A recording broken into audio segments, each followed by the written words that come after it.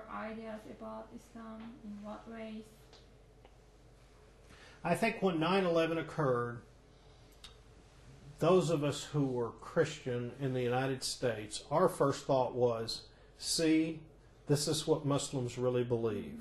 This was our prejudice expressed through our moment of anger at a time when there was terrible tragedy. Now, what we knew, and somewhere in our minds, is there's many, many Muslims out there that are against all this destruction and terror and war.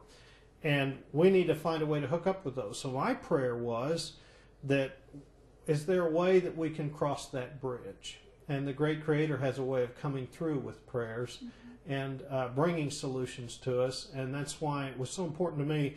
I was telling Christian groups that I meet with often, if I'd looked for a dream scenario after 9/11, it would have been that we didn't have to go find Muslims who were for world peace. They would come to us. And guess what? Through the IDD and through this whole process, that's what happened.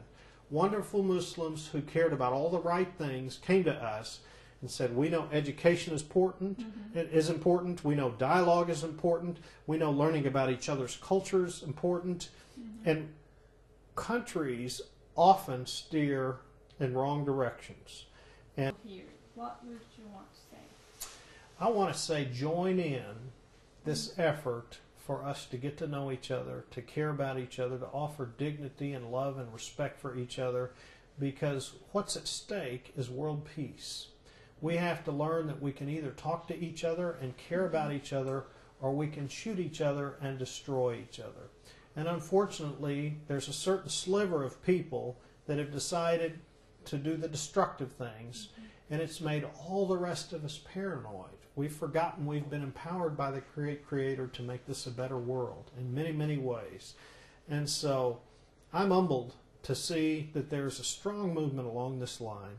And I would say to people out there, let's join in this. This is worth your career. It's worth your family. It's worth what your vacations are about. It's worth what your resources should go to, because we've been called by God to do no less. And so I would say, let's be the people we've been called to be.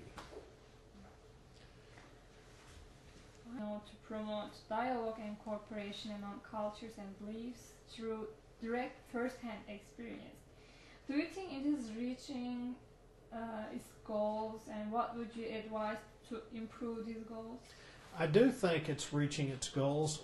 What I would advise to continue along that line, and I'm very humble about this because I've seen so many wonderful things they've done, is that we who are non-Muslim cultures get involved in this, and we who are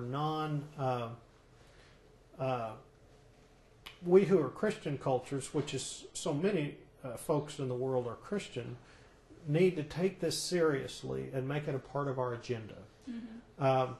One thing I've seen in my life is that people who have been oppressed and not treated well often come back with a strong and powerful message because of the experience they have had.